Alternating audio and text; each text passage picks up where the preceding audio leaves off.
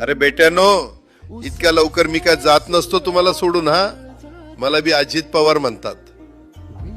पण गऱ्यांनो, नियतीचा खेळ बघा. खरंच आज माझा हा प्रवास इथंच थांबतोय.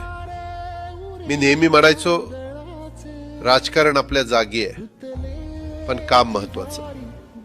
लोकांनी मला कामाचा माणूस म्हटलं, तीच माझ्या आयुष्याची सर्वात मोठी कमाई होती. आज निरोप घेताना मन खूप जड आहे, पण एक समाधान आहे की शेवटच्या श्वासापर्यंत मी तुमच्यासाठीच धावत होतो.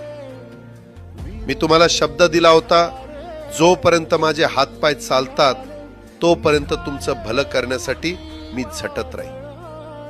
नियती बघा कशी असते. आज माझ्या हक्काच्या बारामतीच्या मातीत तुमच्या सेवेसाठी येत असतानाच माझे हातपाय कायमचे विसावले.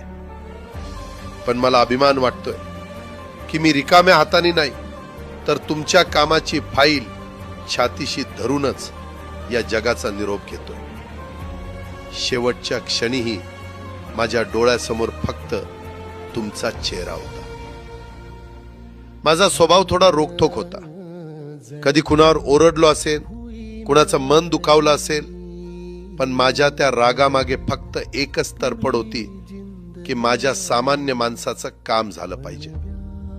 सत्तेसाठी नाही, तर तुमच्या हक्कासाठी मी नेहमीच दादा म्हणून उभा राहिलो. आता मी निरोप घेतोय, पण महाराष्ट्र थांबता कामा नये. माझी जबाबदारी आता मी तुमच्यावर सोपवतोय. राजकारण करा, पण विकासाची गती थांबू देऊ नका.